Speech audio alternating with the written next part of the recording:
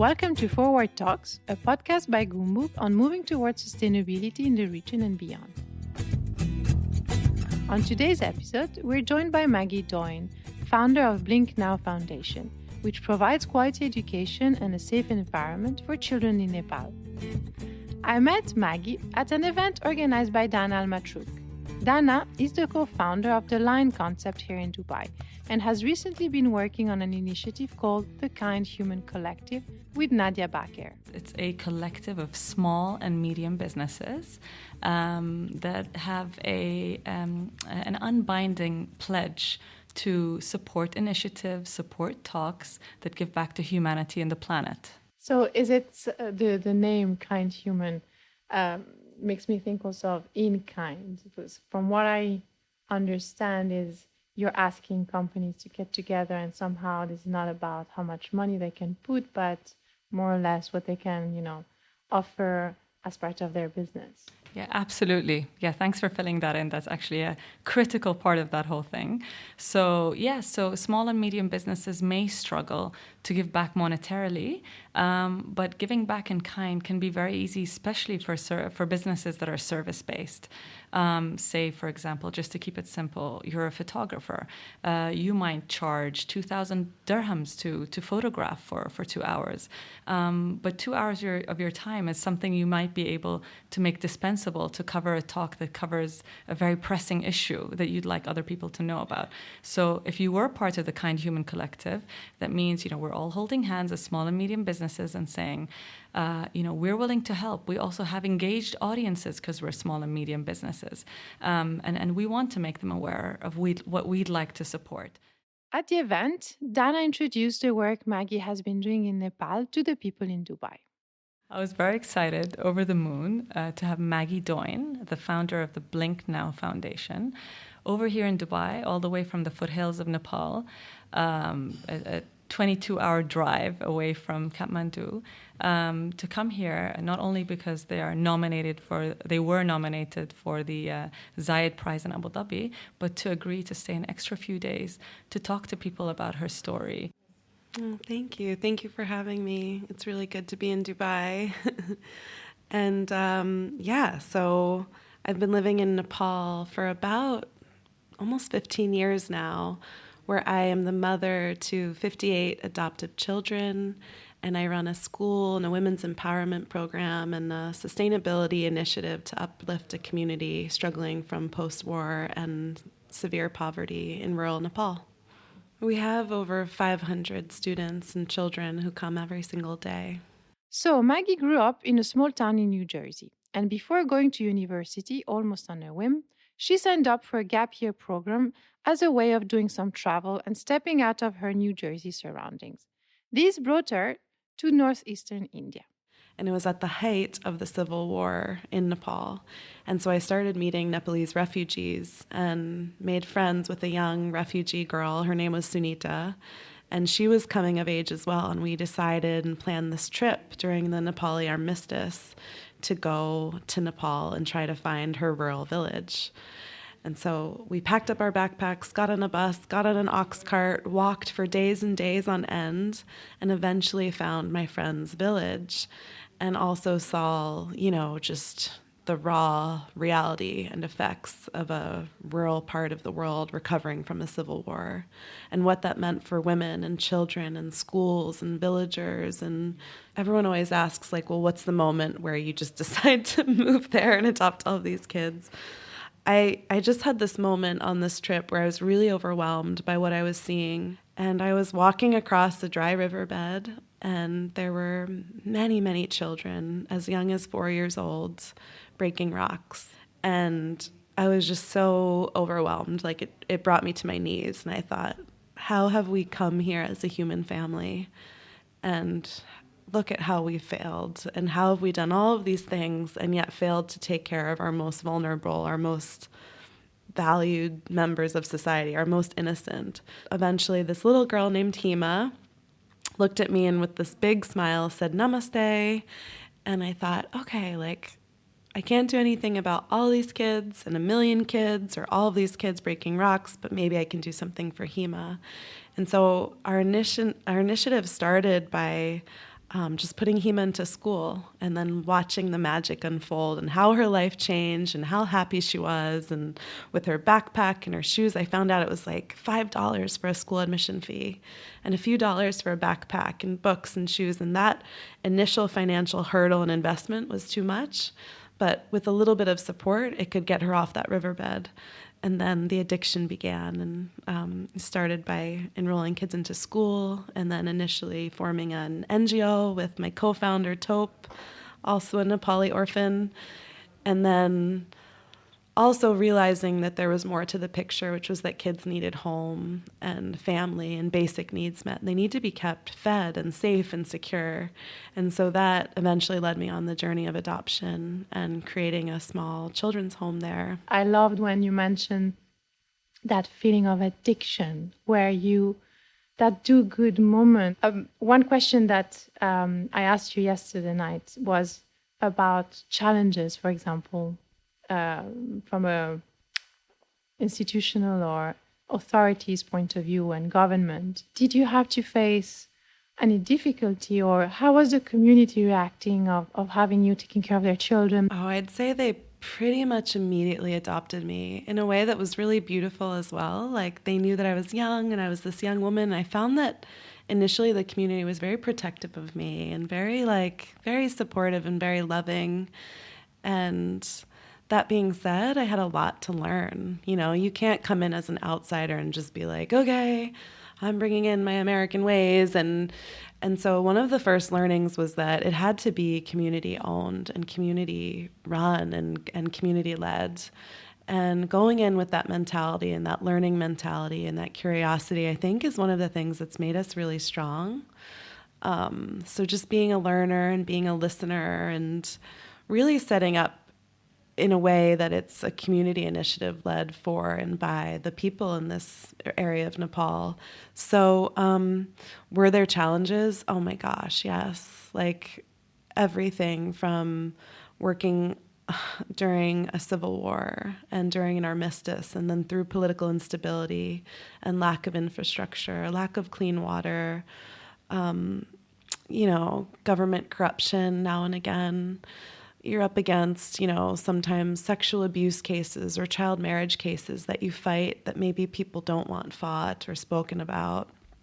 So yeah, like we've had so many challenges and so many learnings, but as a people and as a culture and as a community, I mean, I don't think I'd be there if I wasn't totally embraced and protected the way I was and really loved, and it was a team effort. You mentioned also that at the beginning, you gave it all, not only from your passion and your support and physical presence, but also you gave all your savings and all the money you had. And I'm sure you would have sold anything you were wearing in order to have these children. And there's been a tipping point somehow, 2 tipping points. The first one was when you got a call for a prize? Yeah, so we had nothing. I mean, I was babysitting initially to build the home and sending, a few $100s back. And then I used my babysitting money to buy that first initial piece of property where the home and the center was going to be. And it was a struggle. Like, you were month to month and worried about how to care for the kids. And it was very, very stressful. No one knew who we were or what we were doing. And yeah, one day, raising all of my children, I get this call from New York City, and it was a girl named Rachel from Cosmo Girl magazine, and she said, I have really, really good news. You've won a Maybelline Cosmo Girl of the Year award, and you get $25,000. And it was just like, my head was spinning, and I was thinking of all the things I was going to do. We needed more bedrooms. We needed to expand the kitchen. We needed to pay bills. And then she was like, well, it gets even better. And I was like, what could be better than $25,000? No way, lady. And she says, we're going to whisk you away into New York City for a Maybelline makeover. But they covered the story, and I got the makeover, and it spread the word, and people came on and started supporting and became aware of our work. It crashed our website, and that was when I realized that young people in particular really needed to hear another kind of story. Of course, because then you were featured on 5 pages of Cosmo, and basically all the young girls in the States were actually reading your story. And I realized they didn't care about the makeup. The makeover story was nothing. They wanted to know about how I did this and how could they get involved, and that was powerful learning for me, because I was kind of like poo-pooing the whole thing, like there's starving children in the world and they want to sell makeup. But then I was like, you know what? This is beautiful. And girls from all over the world started following. That's great. So that's where you also started getting some support. Absolutely. That was the start. And then, Time for Kids did a little piece. And then another part of the story is that Doritos and the Do Something, it was the Do Something Award, called up and they were like, we're going to put your story on the back of the Doritos bag, the Cool Ranch flavor. And it came with $100,000. And that built our initial school. So funny. We would get messages from all over. People started following on Facebook, like, are you the girl on the back of the Doritos bag? My grandmother would go into all the grocery stores and turn the back of the bag around where my picture was. Just turn them over bag by bag. So you'd see like 20 bags of Doritos with just my face. And she would take pictures and show all of her friends. But the funniest story from the Doritos, the Cool Ranch flavor, is that one guy thought that I was missing. And he was like, oh, I saw your picture on the back of the Dorito bag. For the longest time, I had them in my lunch every day, and I thought that you were missing. And I guess one day he goes to his girlfriend like, oh my goodness, this girl's still missing. And she reads the back, and it's like, 22-year-old girl trying to save children. And she's like, you idiot. Like, she's fine. And then I met him, and he told me that story, and it makes me laugh a lot to this day. And so this is also beautiful because, and I hope some corporates are listening, that the role of companies and big brands is also in this, and they can give back by, giving visibility to people like you, doing good, and sharing your story with everyone, all the consumers, to know more about what you're doing. Exactly. I think CSR is really the future, and I hope, corporate giving only really makes up for about 4 to 5% of the philanthropic industry, but I see the trend going more and more towards giving and giving back and CSR, and really the consumer trying and starting to demand that, and I'm really hopeful about the direction of CSR and corporate. So far, what is it that a company could do to help you? Could they also help you with in-kind? Are you still in need, for example, of, furniture for your school or for the home, dresses, clothing, computers, or are you more looking into some financial help to help you go through the whole budget of the year, to feed the children and everything, or a mix? What if you could now give a call to action, and companies that were listening, how could they help you? We look for partners for our Blink Now Futures program, which is a transition period for our young people and our graduates who are navigating their way into adulthood. So we'd love any connections for job opportunities, trainings, scholarships. We've seen a lot of our kids going into hospitality and hotel management, quite a few kids studying agriculture, going into the medical field, a little bit into tech. So yeah, a lot of vocational training as well. Vocational opportunities are really amazing. Anything that can really get them on their own 2 feet as fast as possible so that they can start getting that income generation that they need. And also you want to really look at the sustainability. So putting as much, local investment and sourcing as much as you can from the local community. So our Women's Center, for example, makes all of our uniforms, our sweaters. The local cobbler makes our shoes. And I think what we're trying to see and starting to see in the development work and then the sector is that we're no longer kind of dropping off T-shirts or dropping off sneakers, but really trying to source and build from within.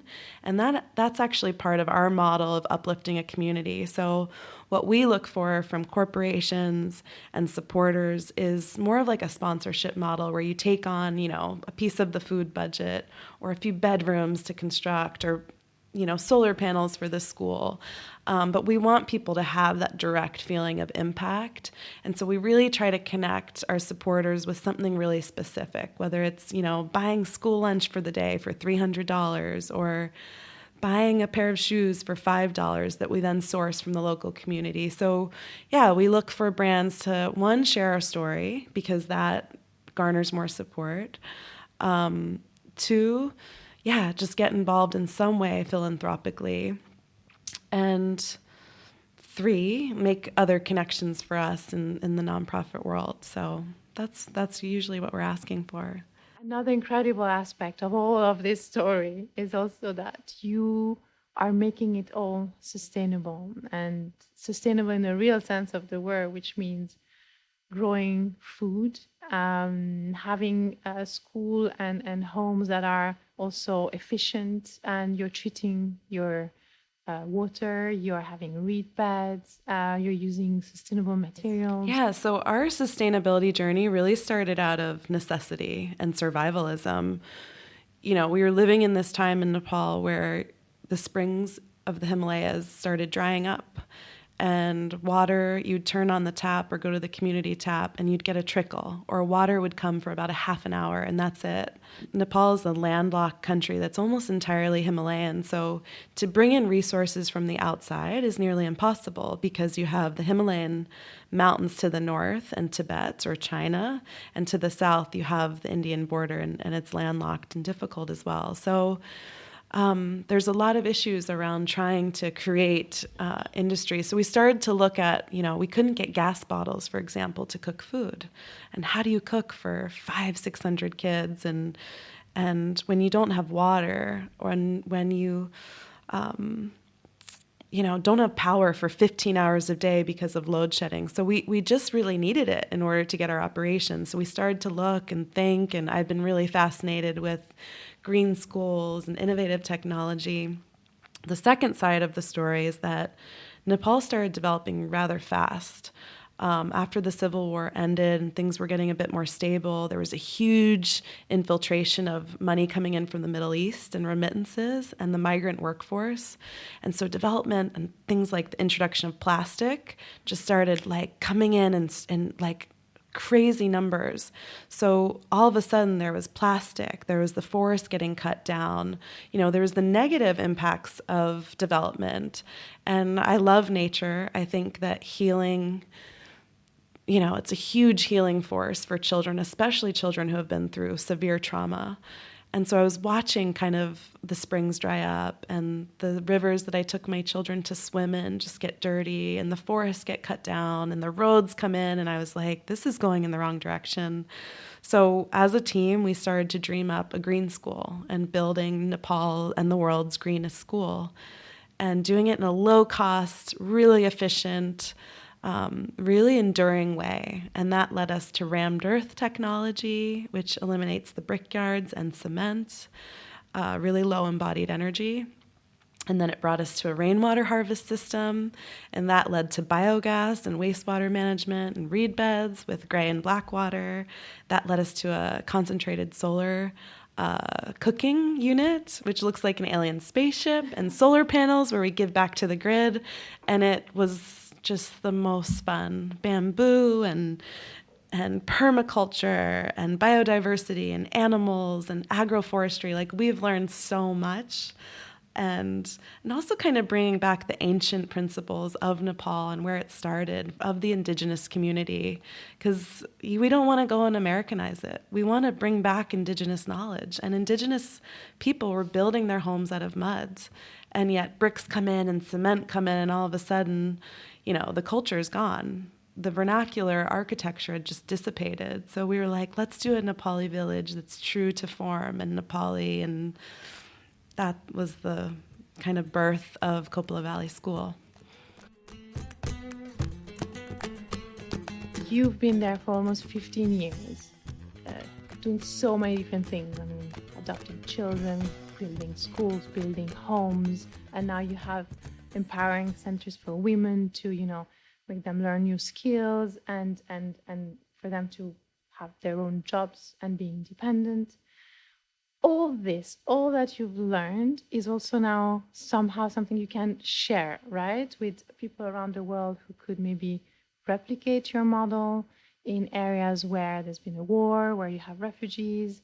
How can people learn from you? Yeah, so we just look for people who want to do this work. I find that sometimes the nonprofit world, you just have your head down and it's a bit of, can be competitive, like you're competing for resources. And we want to change that about this industry and really be collaborative and open source and share resources. So we look for partners who want to do this work, and how can we learn from each other? How can we get more efficient as a development industry? And, as in development, we've obviously failed for many, many decades because we still have these incredibly pressing issues. So in this space, there's more need for collaboration and sharing. And through Blink Now, we just want to work with as many people as possible, make sure that no one's reinventing the wheel, that we're really being sustainable and trying to get to the root causes of issue instead of just band-aiding things. And yeah, we just look for other organizations. How can we teach? How can we share either curriculum or the model, construction plans of the school? People sometimes just need to know the how-to. They want to do the work, but it's too daunting to get started. They don't know how to be the most impactful. So we try to share through the Blink Now Foundation. And when was the moment where you closed the loop? Yeah, so my first daughter, she was 6 years old when she came and lived with us and our family and me. And, the end of that beginning of my story is that I never went back to college. I stayed in Nepal, and my learning kind of took a different shape. And so Nisha was getting older. She was turning 16 and 17. This kid's amazing. She was reading Harry Potter in like second grade and skipped a bunch of grade levels. Was just a really smart kid. And the mother hen, the older sister of all the other children, I got really lucky. And so I had my first biological daughter last year, and I was on maternity leave, actually. I'd gone back to the States to give birth. And my daughter Nisha calls me and she says, Mom, I have some really exciting news. Guess what? I just got into this incredible program. It's called Global Citizen Year. Do you think I can take a gap year? And I did the same exact thing my parents did. I was like, what? Are you sure? Like, she'd gotten the scholarship to go to college. I was like, are you sure you don't want to go to college? Have you thought this through? But sure enough, she ended up taking a gap year with Global Citizen Year, going to Senegal, traveling Africa, then going on to college. I got to drop her off at her dorm room. No. And yeah, it became our students and my children are all getting out into the world now. And it's been really, really fun to watch. How do you feel? I feel really lucky. I feel really lucky to live a purpose-driven life and with so much beauty and surrounded by so many children and so much hope. And, in this world of ours, I think there's a lot of moments of doubt about, are we going to survive this time? And are things getting better? Are they getting worse? And when I look at my children's faces, I know without a shred of a doubt that this world's going to be okay. Thank you very much to Maggie for joining us, and Dana as well for connecting us to Maggie. If you'd like to know more, you can visit blinknow.org. You can find us on Instagram at Goumbook, that's Goumbook, and find all of our episodes for free in Apple Podcasts, Google Podcasts, and Spotify, or on the web at goumbook.com/podcast. See you in 2 weeks.